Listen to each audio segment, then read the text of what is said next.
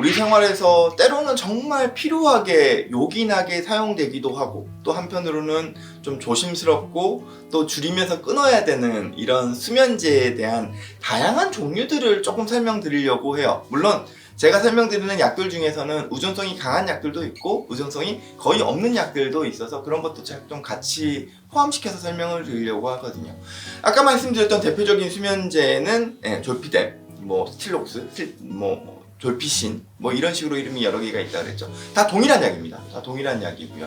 다른 계열의 또 수면에 대한 약물이 있다면 벤조다이아제핀 계열의 신경안정제가 있습니다. 신경안정제는 결국에는 지속 시간이 어느 정도 되느냐, 그리고 약의 강도가 어느 정도 되느냐, 이렇게 약을 구분하거든요. 의존성만 따지고 봤을 때는 지속 시간이 긴 약이 의존성이 좀 떨어집니다. 흔히 약의 지속 시간이 길면 약에 대한 의존성도 클 거라고 생각하시는데 실제로는 그렇지는 않아요. 오히려 약의 지속 시간이 짧으면서 약의 강도가 센 약들이 중독성이 훨씬 더 강합니다. 먹었을 때 약의 느낌이 빨리 오고 약의 느낌이 빨리 사라지면 약을 자꾸 찾게 되는 거고요. 동일한 이치죠. 그렇게 되면 중독성이 더 세지니까요. 그렇기 때문에 이 수면 용도로 사용하는 신경안정제 계통을 줄이시려고 그러면 약의 용량이 높은 약이면서 지속시간이 짧은 약을 지속시간이 좀 길면서 약의 농도를 조금 줄일 수 있는 약으로 서서히 대체해서 바꿔가면서 약을 줄여드리려고 애를 씁니다. 물론 불면의 종류에 따라서도 신경안정제 종류를 좀 나눠서 사용하기도 해요. 어떤 사람들은 불면증이 있을 때 잠이 드는 게 어려운 사람들도 있고요. 어떤 사람들은 잠은 잘 드는데 중간에 자꾸 깨서 힘들다라고 하는 분들도 있을 수 있죠. 그런 경우에 지속 시간이 짧은 약은 잠을 들게끔만 하는데 도움이 되기 때문이에요. 즉 효과가 빨리 나타났다가 빨리 사라져 버리기 때문에 인명기, 즉 잠을 드는데 어려우신 분들에게만 사용하기도 하고요. 잠을 잘 들지만 중간에 자꾸 깨거나 아침에 너무 일찍 일어나서 고생스러우신 분들에게는 효과가 완만하지만 비교적 지속시간이 긴 약들을 사용하기도 합니다. 지속시간이 짧은 약의 대표적인 약은 알프라졸람이라는 약이고 상품명으로는 자낙스, 자나팜, 알프람 이런 약물로 알려져 있고 이게 비교적 짧은, 지속시간이 짧은 약이고요.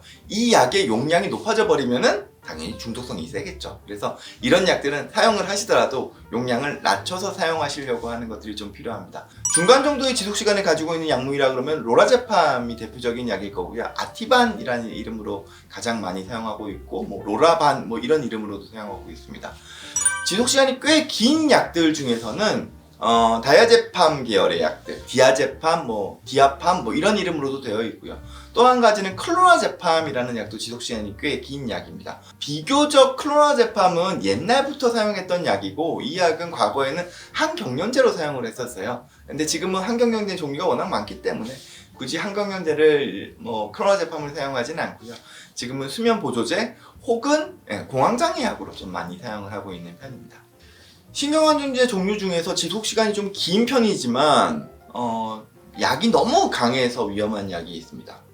플루니트라제팜이라는 성분명이고 흔히 라제팜이라는 상품명으로 되어 있는 약입니다. 이 플루니트라제팜은 지금 미국에서는 처방 자체가 안 돼요. 사용을 할 수가 없습니다. 이 약이 소위 말해서 강간을 하는 용도의 약으로 사용되기 때문이죠. 그만큼 마취 성분이 강해서 술에 태워가지고는 먹었을 경우에 기억을 잃고 이제 완전히 저항을 할 수 없을 정도로 쓰러지기 때문에 나쁜 목적으로 악용되는 경우들이 많았고 그것 때문에 지금 미국에서는 사용 자체가 중단되어 있는 약입니다. 근데 우리나라에서는 지금 사용이 가능해요.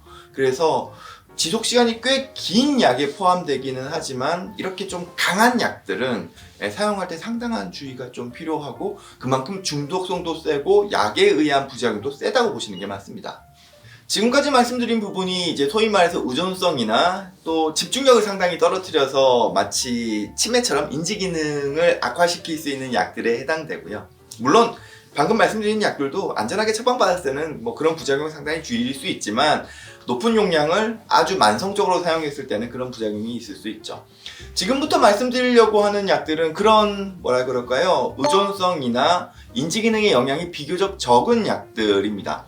대표적인 약은 감기약 같은 경우죠. 안티히스타민 계열의 감기약은 약 자체가 졸리거든요. 그런 부분들을 많이 이용해서 만든 약들이 이제 독세핀이라는 사일레노라는 상품명을 가지고 있는 약이나 뭐 그냥 감기약들 종류, 특히 코감기약들 종류 중에서 졸린 약들을 그런 식으로 수면의 보조 용도로 사용하는 경우들이 많습니다. 약국에서 처방 없이 받을 수 있는 수면 보조제가 있어요. 이런 약들은 대부분 안티히스타민 성분으로 잠을 도와주는 효과라고 보시면 되겠죠. 또 안전한 수면 보조제의 대표적인 약은 멜라토닌입니다.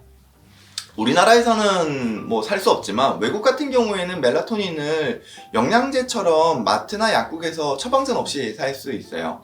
다만 이 멜라토닌은 수면에 대한 실제적인 효과는 거의 없다고 보시는 게 맞습니다. 왜냐하면 반감기, 즉 우리 몸에서 분해되는 속도가 너무 빨라요.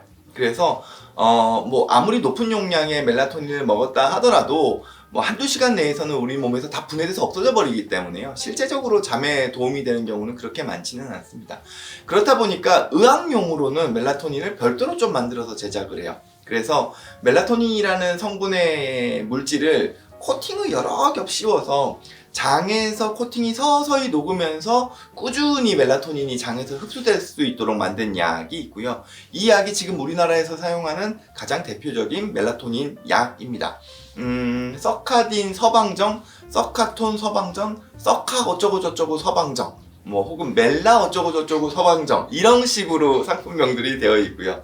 과거에는 이 약이 엄청 비쌌어요. 한 알에 1,000원이 넘었습니다. 심지어 비급여예요. 그래서 사용하기가 상당히 좀 조심스러웠는데 지금은 카피가 풀리면서 약이 많이 약가가 떨어졌거든요. 그래서 한 300~400원대 약들도 있어서 그런 약이라 그러면 비교적 안전하게, 근데 다만 처방을 받아야 됩니다. 처방을 받아서 사용할 수 있는 약이고요.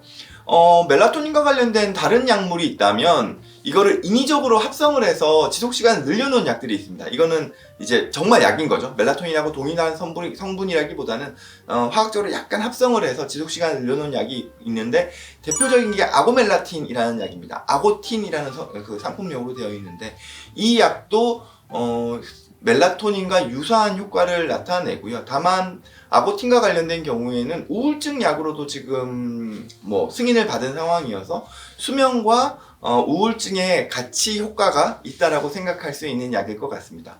또 다른 약은 이제 라멜테온이라는 약이 있는데 이 약은 우리나라에 아직까지 들어오진 않았어요. 좀 빨리 들어왔으면 좋겠는데 아직까지 이제 우리나라에서 많이 팔리지 않을 것 같아서 그런가? 하여튼 뭐 라멜테온이라는 약은 우리나라에는 아직까지 안 들어와 있는 약입니다. 불면증의 다양한 원인 중에는 어찌됐건 불안장애나 우울장애가 포함되어 있기 때문에요. 불안장애나 우울장애에서 사용할 수 있으면서 잠이 오는 약들이 좀 있습니다. 이런 약들은 원래는 잠이 오는 게 부작용이죠. 즉 우울증 약이나 불안장애 약의 부작용으로 잠이 많이 오는 건데 이걸 잠이 잘 안 오시는 분들에게는 치료에 대한 효과로 같이 사용할 수 있기 때문에 그런 종류의 약 역시도 중독성이나 혹은 인지기능에 영향이 비교적 적으면서 사용할 수 있는 약들이 있습니다. 대표적인 게 우울증 약으로 멀타자핀이라는 성분명을 가진 또 레메론, 뭐 밀타 이런 이름으로 되어 있습니다. 상품명은 이런 약들이 대표적으로 이제 많이 졸린 약들이고요. 멀타자핀은 생각보다 너무 많이 졸려서 안 맞으신 분들은 약 먹고 딱 정신 차리면은 그 다음날 저녁이 되어 있는 경우들도 있어요. 또 대표적인 이제 우울증 약으로 사용하면서 혹은 양극성 장애 약으로 사용하면서 졸린 약은 코티아핀이라는 약입니다. 상품명으로는 세로켈, 또 쿠에타핀 뭐 이런 이름으로 되어 있거든요. 이 약 역시도 상당히 많이 졸립니다. 근데 다만 비교적 약이 안전하기 때문에 우울증이 있는 경우에는 흔히 사용하는 약이고요. 혹은 용량을 아주 낮춰서 사용하기도 하고요. 다만 부작용이 있다면 코티아핀은 살이 찝니다. 식욕이 좀 올라와서 식욕에 예민하신 분들이라면, 즉 비만에 예민하신 분들이라면 이 약 사용하기에 조금 부담스러울 때가 있죠. 안전하게 수면제를 사용하기 위해서 또 한 가지 중요한 부분은 술과 어떻게 할지에 대한 부분입니다. 우선 말씀드려야 되는 거는 술을 먹은 다음에 수면제를 드시는 거는 정말 위험합니다. 왜냐하면 술과 신경안정제는 비교적 유사한 효과를 나타내거든요. 근데 술을 많이 먹은 상태는 이미 신경안정제를 먹은 것과 유사한 상태의 뇌 상태가 돼요. 그 상황에서 수면제나 신경안정제를 추가로 먹게 되면은 극도로 취하는 것 자체가 악화될 수 있습니다. 그러면서 신경안정제나 수면제로 인한 부작용이 더 심해질 수 있겠죠. 물론 약을 먹고 난 다음에 술을 마시는 거 역시도 안 좋습니다. 안 좋습니다만 저 같은 경우에는 정말 술을 마실 수밖에 없다면 약을 먹고 난 다음에 천천히 술을 마시라고 이야기를 합니다. 그러면은 평소에 먹던 술의 양보다 조금만 먹어도 약 기운 때문에 취하기 때문에요. 그냥 들어가서 자게 되는 상황이 될 수 있거든요. 근데 위험한 부분은 밖에서 술을 많이 마신 다음에 밖에서 수면제를 먹게 되면은 그건 정말 위험합니다. 그렇기 때문에 제일 좋기로는 수면제를 먹는 경우에는 술을 안 마시는 게 제일 좋고요.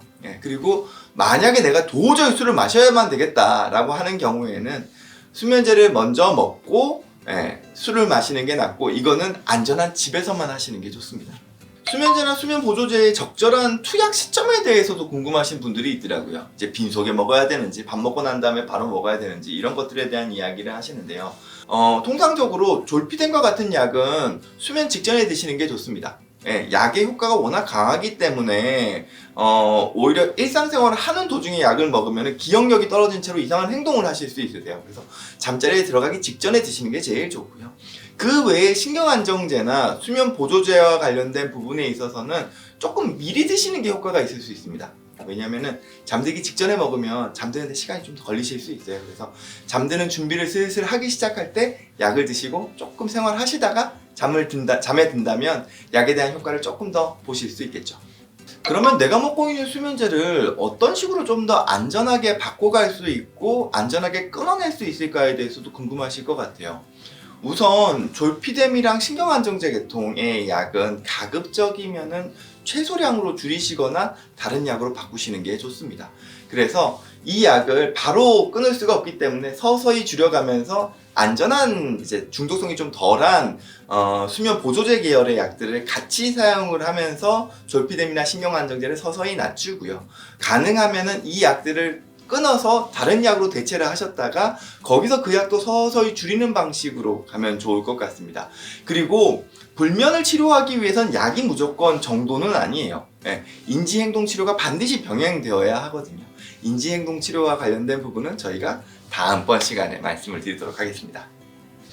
오늘 주제는 어찌됐건 간에 많은 분들께서 관심이 있으실 수 있을 거라고 생각을 합니다. 약을 드시고 있는 분들이라면 내가 먹고 있는 약이 얼마나 안전하지? 내가 이거 어떻게 줄이지? 이런 생각들을 좀 하실 수 있을 거고요.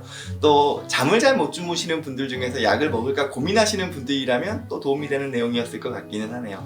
저희는 다음에도 더 좋은 주제를 가지고 여러분들께 찾아오도록 하겠습니다. 감사합니다.